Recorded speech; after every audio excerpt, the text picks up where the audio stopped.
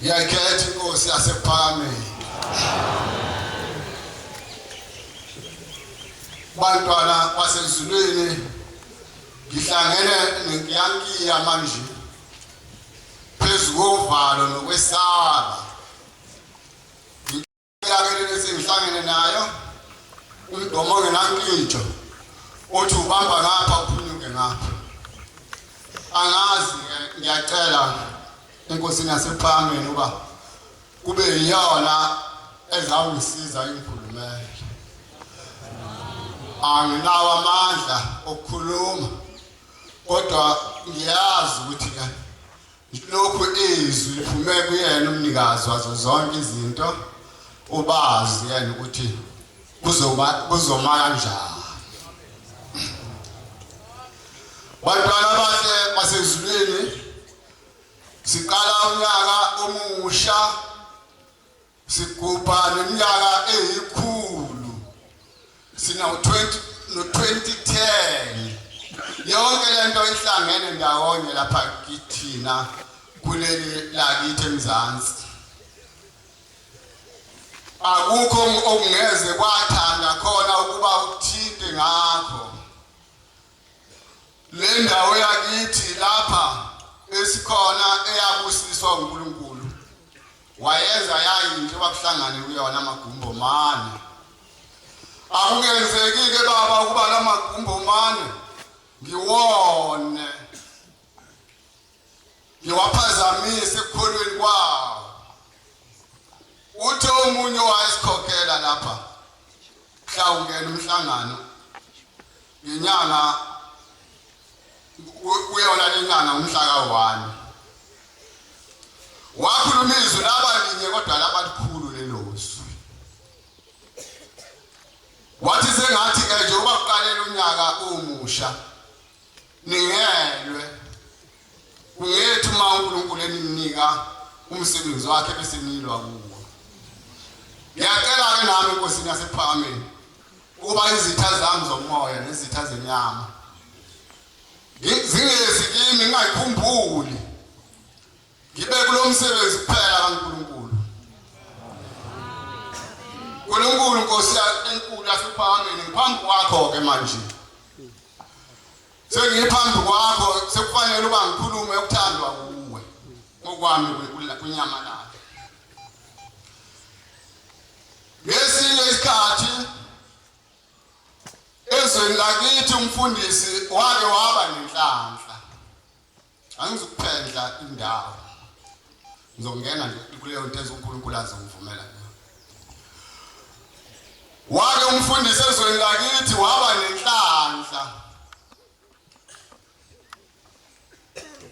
Inhlanhla yakhe yazizela yona kuye. Wathandaza uNkulunkulu wacela ukuthi Nkosi ngakube ngihamba kahle yini phambi kwakho. Ngakube ngikuyo yini indlela yakho ethandayo. Angazi ukuthi wayeqala esikhathini esingakanani kodwa inkosi ayisimphendula. Uma eyikhuluma le ndaba sibafushane noma ngeke ngikhulume mina kahle njengomnikazi wayo. Wayesevulelwa indlu ethile enhle kaRawundi lapha imphefumulo yethu ikhona. Kodwa amaNazaretha ningakhohlwa ukuthi sethenjiswa thina. Ikhona into esethenjiswa yona umuzi wamaNazaretha lapha siyakhona. Sethenjiswa noma ungacila yonke indawo kodwa wazi ukuthi sikwahlala isandla esinjani sinomlilo phezu kwakho na. Wayesehambe uyibikela inkosi baba ngibonile isimangaliso. Ngiye ngangena endlini lapha lokugcwele khona inhliziyo zabantu phakathi. Ngibukele lapha ngabuka ngapha ngase ngibone yami inhliziyo nawe mfundisi yakho uyayibona imhlophe ethe. Noma ukwenza okunjani kodwa uyayibona imhlophe ethe ifana nenansuku. Nami ngiyayibona yami imhlophe kwa. Wayesebuke seyibona inhliziyo emhlophe noma kwakungengane mhlawumbe wayeseyithatha lamemeza izwi phezulu lathi hayi ngiyona yakho le angiqondile umkhulu lo wayekhuluma kodwa kodwa ngisho inhlanhla ngoba uma ungayibona inhliziyo yakho namhlanje ukuthi imiphi lapha imkhona mhlawumbe ungathandaza uNkulunkulu akupha amandla wathi ubamba lengakazi nayo yalunga futhi wabuya wayithinta wayitoboza zonke ingonywana wasala lena ebomvu kakhulu lase lithi izwi yiyo yakho lenhliziyo angazi noma kwathi emveni kwalokho wayesebuya yini ezama ukuyilungisa inhliziyo ngoba inhliziyo yonikwa uwe inhliziyo futhi ilungiswa uwe futhi awufuni incwadi ehlabelelo zokuqala ilungiswa uwe wena futhi oyonayo inhliziyo bese yonakala ngisingahambi endaweni ethandekayo ihlabelelo zokuqala nevesi yakhona futhi yokuqala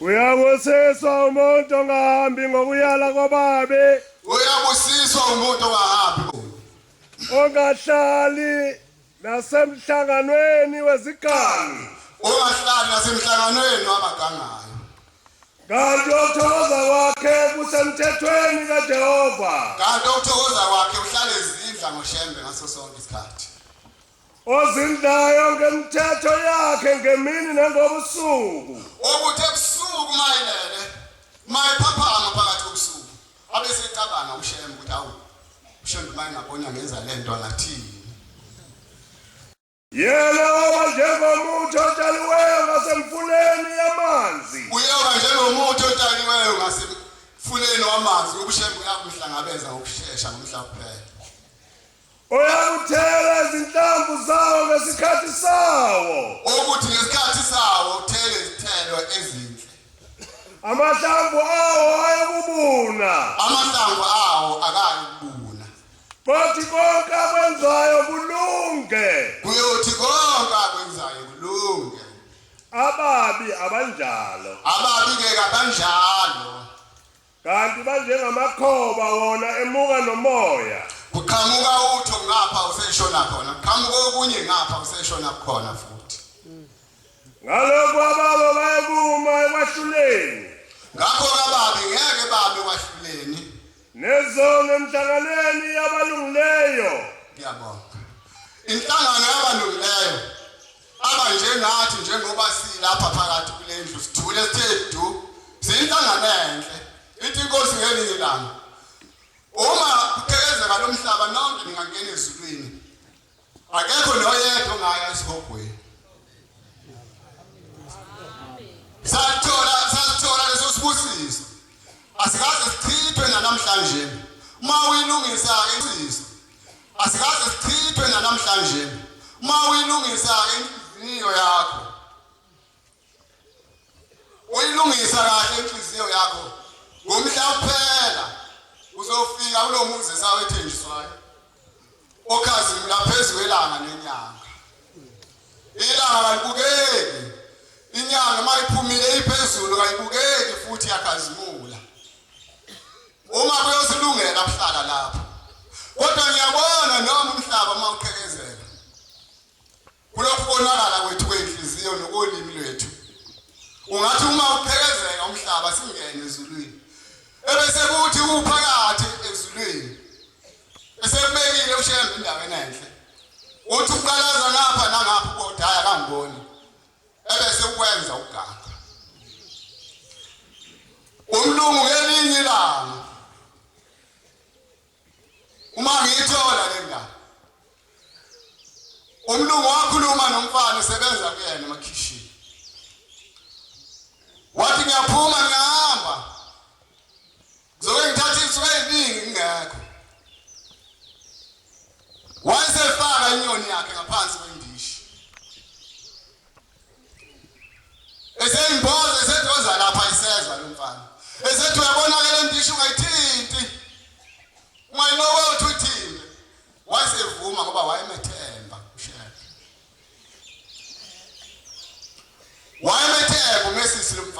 kodwa efuna iqiniseko nawe mawulapha phakathi eNazaretha wofuna into zawuma kuyona ungasho ukuthi unothando yamthanda ushaya kuyafika abantu abayizitha kuwe abayizitha zakho zenyama abangafuni uhambe ngendlela enhle ebese besho isici senyama kaShembe ebese uyasibona nangempela bese ayikho indawo lapha omekho nobalance khona ukuthi hayi lapha noma ngingavelani noma ngiyenzekani ngeke ngisuke kulesi sidindi mina wayesehamba umlungu wathi ukudiladilaya lapha ngaphandle umfana esebenza wabona impela ukuthi ayihambile manje nikude wasengena endlini mayengena endlini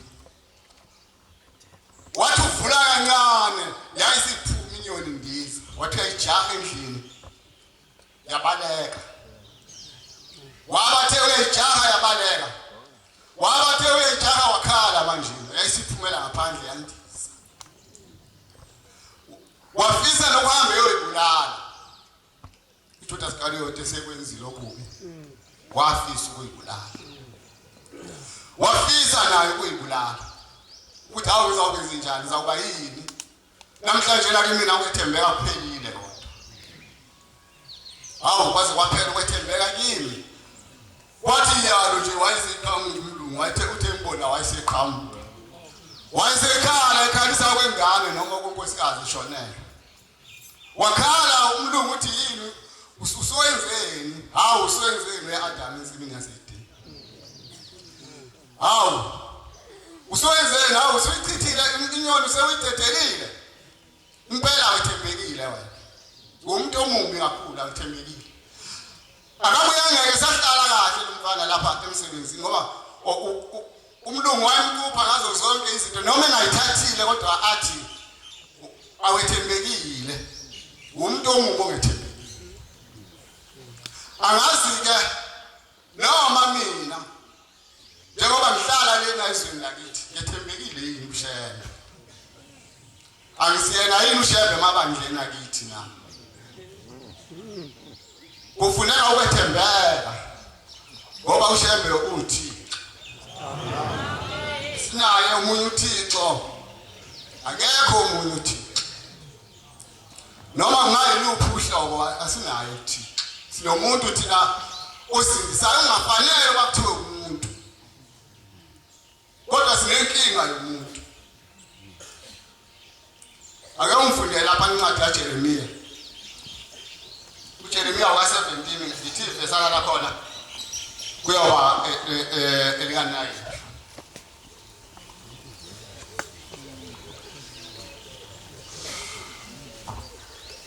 inhliziyo yakhohlisa kunakho konke inhliziyo yakhohlisa kunakho konke yonakele kakhulu inhliziyo ayikho yonakele njengenhliziyo ubani ongayaziyo inhliziyo mina Jehova ngihlola inhliziyo zabantu ngilinga izibilini zakho ukuba ngiphe iloyo njengokuhamba kwakhe njengokuthela kwemisebenzi yakhe imisebenzi ifuneka ukukholwa ongenayithela ukukholwa kwalutho masilapha kuphela thina sibheke ukuthola kuShembe ukukholwa kwethu akunamsebenzi walutho ngiyabonga ukukholwa kwethu akunamsebenzi walutho kodwa izithelo ezifanele sizehlise ngaphambi kaNkulunkulu imisebenzi yethu okufanele siyethule ngaphambi kaNkulunkulu kodwa thina uma njengoba silapha siqome ukuthola izimoto siqome ukuthola yonke into ekhona emhlabeni asisebonaka abakhonzi uma sisinjalo asisakhonzile akusekho ukukhonza uma ubheka lapha emakhaya emakhosini uma indoda seyinezimoto inayo yonke into kuba nzima kuyo ukuthi yabezitha kuba nzima kuyona kusho njalo ithi ngoba siyefana na basoba ke na hlabele ngoba u7 4 Yesu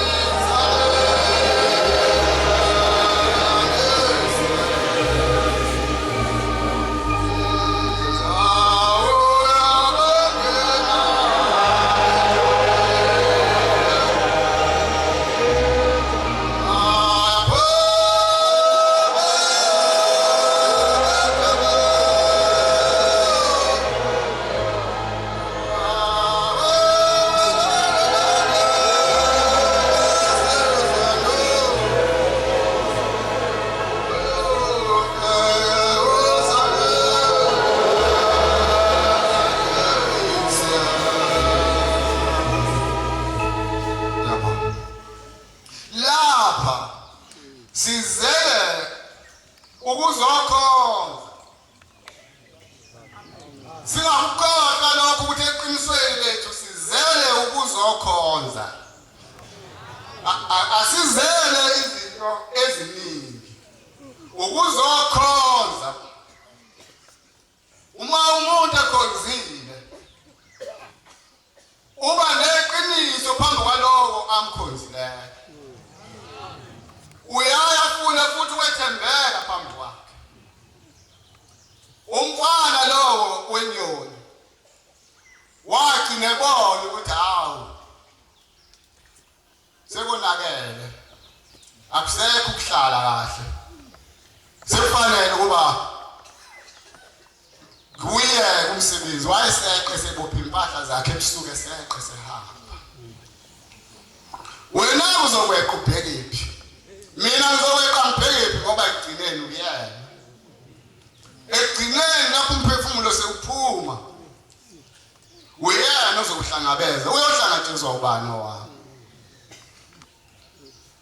Asibuyele ke ekuzazini ukuthi singabantwana bakaNkulunkulu. Ngikhulume eqaleni ngenhliziyo. Ngathi waba nenhlanhla ngoba wazibona umfundisi wezwe lakithi ukuthi hawu kanti nginjena.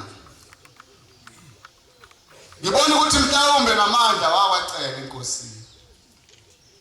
Wathi hawu baba ngiphe nginqobe ngoba kukhona okwanganqobekile lokho kunganqobekile kimi. Akunqobekile kimi. Ma kukhona into kuwena enganqobekile hayi. Ngesinye isikhathi kwafika umuntu lapha ePhakameni. Lo muntu mayefika lapha ePhakameni wayesehlulekile yonke indawo enyangeni. Imvamisa abantu abaningi bafika lapha sebezoyilahla bezokufa. Sebehlulekile kuyo yonke into ebingase basize abanye kade bemthukwe kushela. Besatshiswa yilokho ukuza. Ebese kezoyilahla umuntu ethi hayi ngithwaleni ningise enkosini. Lo muntu ke wathi mayefika lapha emzini wasePhakameni wayesefuna inkosi wayehamba umfunzana hamba egcuma njengeselesele mayihamba. Kubonakala ukuthi akasewuphinde abe lutho ngoba wayethene sekwazi ukuhamba. Kwahlala wayesegoqana lo muntu. Uma engixoxela laba abangixoxelayo bakithi ekhaya. Ikhathe iphambili kakhulu. Lo muntu wayengwamka igama lakhe. Wafika lo muntu egoqene emlenze. Wayekade ehamba nje wase kungena idimoni kuyena selimgoqa emlenze. Wahlala ke elindile lapha ephakameni inkosi kwabamkhulu. Ilokhu imthandazela njalo. Kwase kufika izwi kuyo ngelinye ilanga ngithi usumthandazeli lo muntu. Kodwa kukhona umlenze wakhe ungakawuthandazeli hamba uthandazele uzawusinda manje. Wasesuka eyakhona engamebezanga neziguli engashiwa umuntu abagulayo ade kumenyezwa kuqala lapha ephakameni abagulayo menyezwa kugijime wonke umuzi umshumayela gijime yonke indawo biza ingilozi yabagulayo. Wavele wahamba waqonda kuyena wafika wamthandazela wayeseshaya umlenze ukuthona kayoshaya sewuphula ngendwa uphula wayesemshiya. Nalo muntu wayelindele ukusinda. Kwathi ke ngakusasa wezwa lo muntu kukuthi kasukume wayesezwizwi likhuluma phezulu endlini lithi hayi sukuma manje ususindile. Wathi mayethe sukuma lo muntu uyahamba ukudla indlu uyabona sekungena umuntu eminyango wayeseyuwisa phansi kuyona leyo ndawo engafuna abantu bambone eselesisini.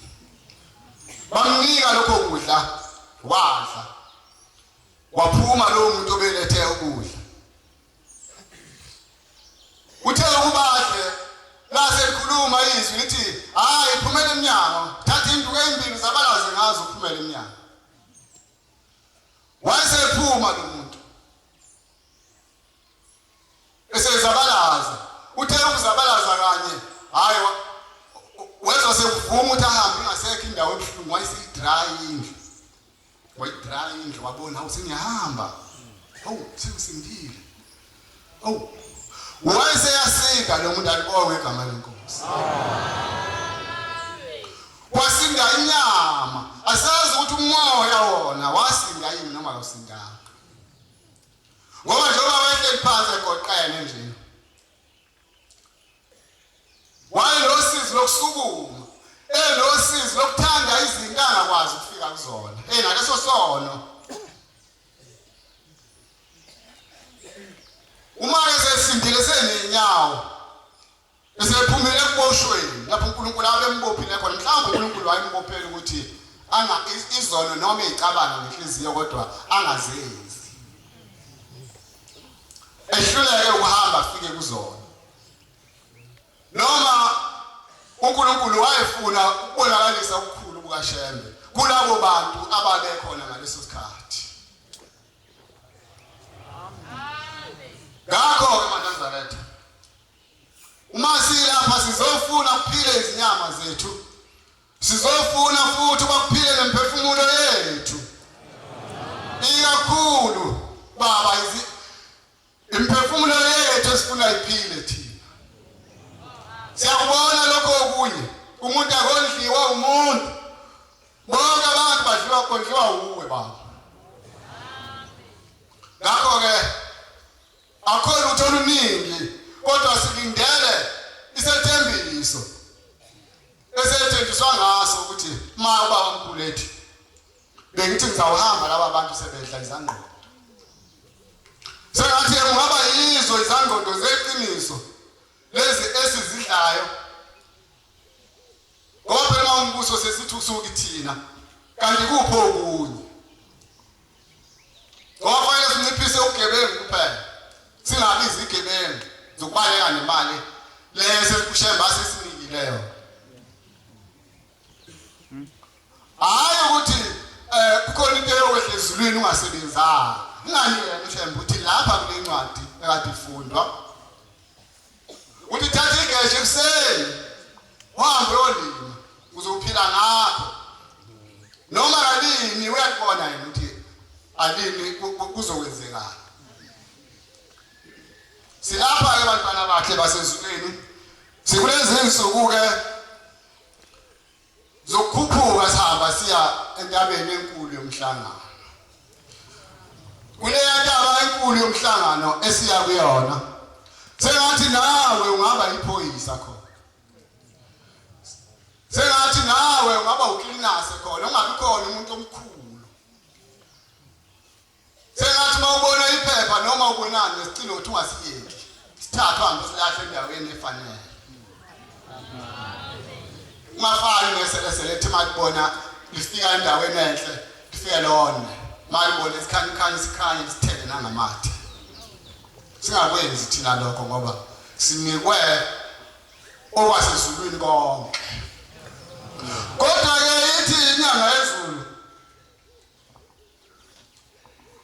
ithi baphuma abadoba bayodoba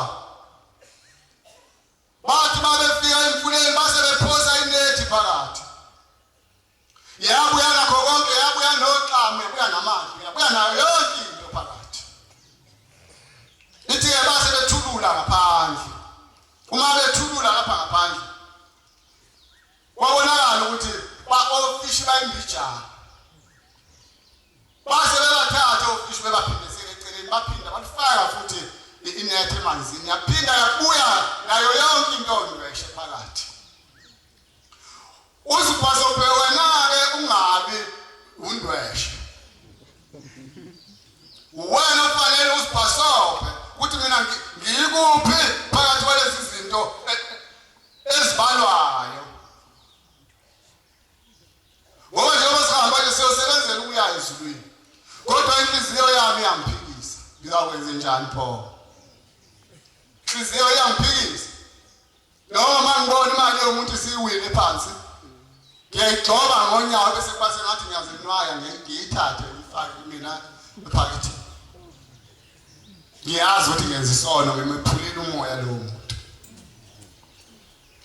njengoba ke sihamba nje yesaba yiba novalo zazi wena ukuthi yini wena eyenzekayo akungabi ukuthi njengoba siya lapha emhlanganweni kube ukudayisa kakhulu okuphambili akungabe ukudayisa kakhulu ngoba ukudayisa kakhulu ukuthi thina safikelwa umcebo ezweni safikelwa ushere sisho njalo sithi safikelwa umcebo ezweni thina safikelwa ushembe noma ngabe uphethe isihlibizana sento enjani siyathengwa uyenza ushembe kuhlwe emehlweni omuntu abe simali ikhipha yomnika ngoba umsebenzi wakho izandla uzawuphila ngawo akungabi kanjalo akungathi nasendleleni lapha sihamba sithi siyahamba kahle sibheke phambili siyathola sesiyahlukumeza endleleni sesithi hayi imoto yakhe ayisuke la musukuza musungena phakathi komsebenzi kashembe nezinto ezingekho endaweni elungileyo uyeke umkhumbi kashembe uhambe uyeke uhambe enhlangakazi umkhumbi kashembe mususondela kuwona njengoba silapha esentabeni yomhlangano njengoba siyentabeni yomhlangano zimisele nawe ukongenisa oyihlo noyihlo omkhulu bakho nawe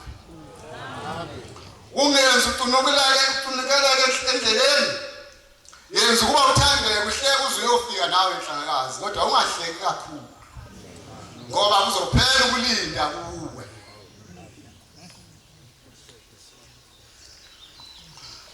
ngakho-ke eManazaretha amahle into enye embi oluthi uma uyibona yini manje nalento esiyenzeka kulezi insuku ukuyithanda kakhulu ukuyithanda thola indoda nje indala igundile nekhanda igundile namadlovu ithi yenza phela ukuthi beyinhle ithi yenze njalo ayibona ukuthi nemibimbi kodwa lesilefu siphumule kodwa ushembe ukuthi akungenziwa lokho kubhaliwe lapha encwadini ukuthi kungenziwa lento kodwa ke manje iyenzeka ngibona ukuthi kuhambe bese mhlasimbe njengoba abantu sebenenkani bese befuna ukuthi benze ukuthi leli sonto kube yisonto labantu abagunda amakhanda abayeke nabo abantwana laba betha ekade bese ezikoleni abangasekho ezikoleni sebesebenza lo sesikoleni ke phela umthetho kaShemba ukuvuma ungakuvumi kodwa kunika wena indlela eya phambili yokuphila. Kunika wena amandla. Funda uzuyofika lapha kuSamsoni uze ukuphela kwamandla. Hayi ngoba yena wayekhethiwe kuphela, kodwa ukukhombisa utho lokuthi ubuNazaretha, umuntu ongumNazaretha akayenzi lento. Bantwana basezulwini, sengathi inkosi yasePhalameni singazi ngayo. Sengathi nami ngingazi ngoba kuyaye kuhlwe nakimi ngesikhathi ngingaboni. Ngingazi kodwa ukuthi ngiyinenye ngokuya ngiyibone ngoba uma bengishiya abazali bami lapha emhlabeni bangitshela ukuthi nabo abazali babo futhi babatshela ukuthi akukho okunye ngaphandle kwalokho. Nabazali babo futhi bathi nabo kwasho njalo kubona ukuthi akukho okunye yikho lokho. Sengathi ke singeze sabona singabuyeka kuhle singenzi njengenkawu. Inkawu uma ingena ensimini kade siyilinde inkawu emasimini. Uma kwenzekile ukuthi naziyana zingekho nje wabe siyijaha ubona lapha kade zikhona uthola ikhwebu phansi. Uthola ukuthi yona ibaleke nesikhwebu esisodwa kuphela kodwa mhlawumbe ikhili ikhwebu eziwu-20 ithi yasifake kwaphela ibuyele umlenze ihambe ngawo futhi siwe phansi. Singavumi-ke nathi ukuba njalo ukuthi lesi sibusiso esingaka esisitholileyo siwe phansi. Lento ayincane lento. Ayincane indaba enkulu ebonwe amakhosi. Omelana namakhosi umelana noThixo uqobo. Sho njalo incwadi la. Omelana namakhosi umelana noThixo uqobo. Amakhosi ahlezi phansi uThixo uhlezi phezulu. Ucabangathi kuncane la khona. Mawubuka wena kuncane. Lakho-ke bantwana abahle basezulwini izimo zikaNkulunkulu ziyaye zibe yinto uNkulunkulu asuke ngaleso sikhathi nangaleso sikhathi ebonile ukuthi abantu bakhe bayaphila kanjani.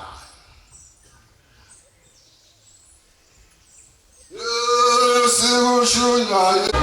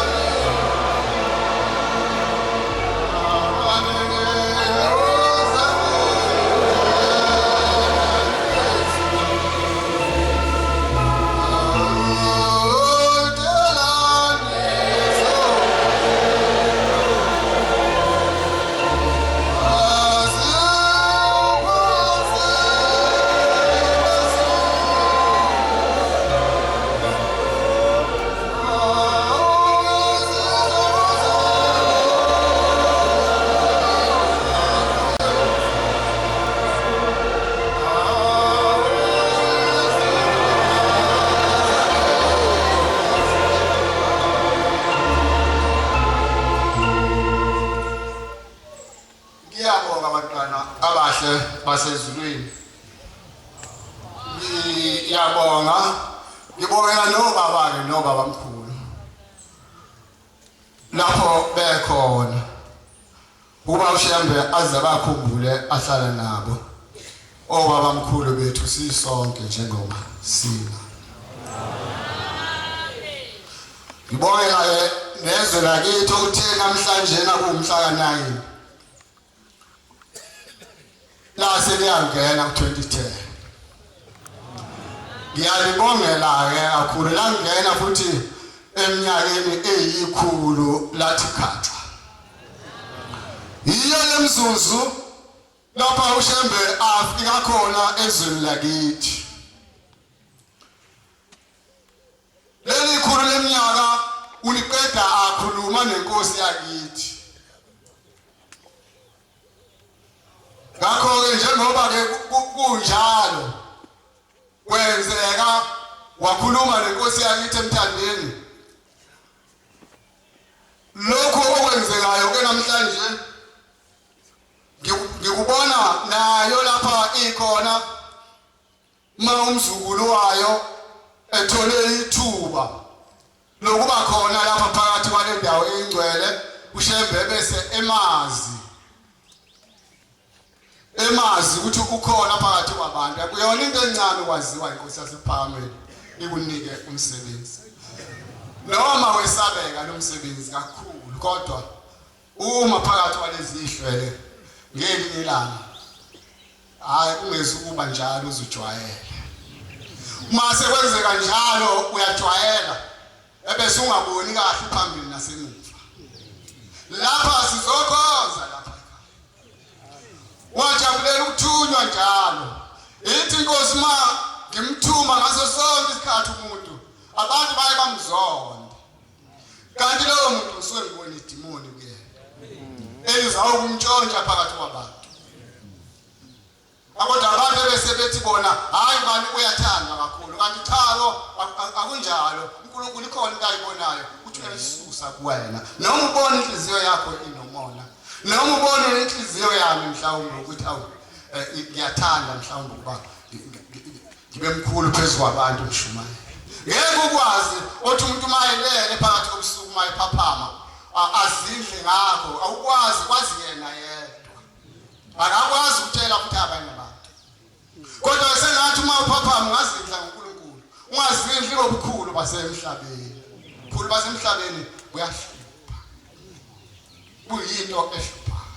Uyabakhipha ehlomkhulu ezulwini. Bahlale ngaphandle.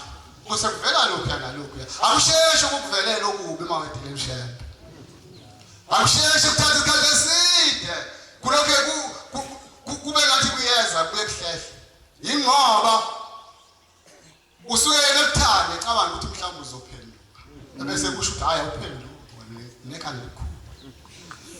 Hayi ngingaze ngone bantwana basesikole. Ngiyabonga ehlalweni esikhulu sasezulwini. Ngiyabonga inkosini yamakhosi. Inkosi siyawubusisa yona izwi layo. Amen. Siyabonga amazwi amnandi esiwathole umfundiso wenkosi inkosi zimbusise.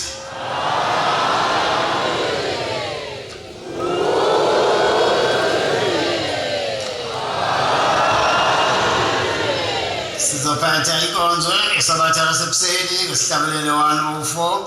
Sizocela umvangeli ucele wakwamashu ukuba sihola ngaso sihlabelelo inkosi zimbusise.